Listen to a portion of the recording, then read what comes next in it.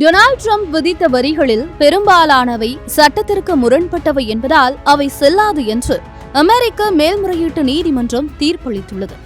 இந்த வழக்கில் அவசர கால பொருளாதார அதிகார சட்டத்தின் கீழ் இந்த வரிகள் அனுமதிக்கப்பட்டதாக ட்ரம்ப் தரப்பில் வாதிடப்பட்டது.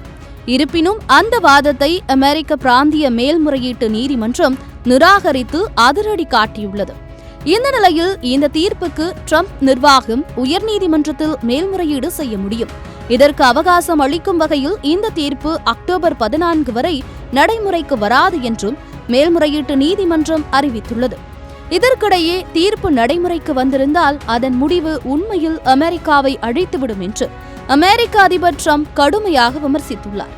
ட்ரம்பின் இந்த விமர்சனம் அவரது ட்ரூத் சோஷியல் தளத்தில் பதிவிடப்பட்டுள்ளது. மேலும் ட்ரம்ப் மேல்முறையீட்டு நீதிமன்றம் இந்த வரிகள் நீக்கப்பட வேண்டும் என்று தவறாக கூறியது, ஆனால் இறுதியில் அமெரிக்கா வெற்றி பெறும் என்பது அவர்களுக்கு தெரியும் என்றும் குறிப்பிட்டுள்ளார். முன்னதாக ட்ரம்பிற்கு ஏதேனும் நேர்ந்தால் நான் அதிபராக பதவியேற்க தயார் என துணை அதிபர் ஜேடி வான்ஸ் கூறியிருந்தார். அந்த பரபரப்பு அடங்குவதற்கு முன்னதாக அமெரிக்க மேல்முறையீட்டு நீதிமன்றத்தின் இந்த தீர்ப்பு வெளிவந்து அடுத்த புயலை கிளப்பிவிட்டிருப்பது சர்வதேச அரங்கில் பேசுபொருளாகியுள்ளது.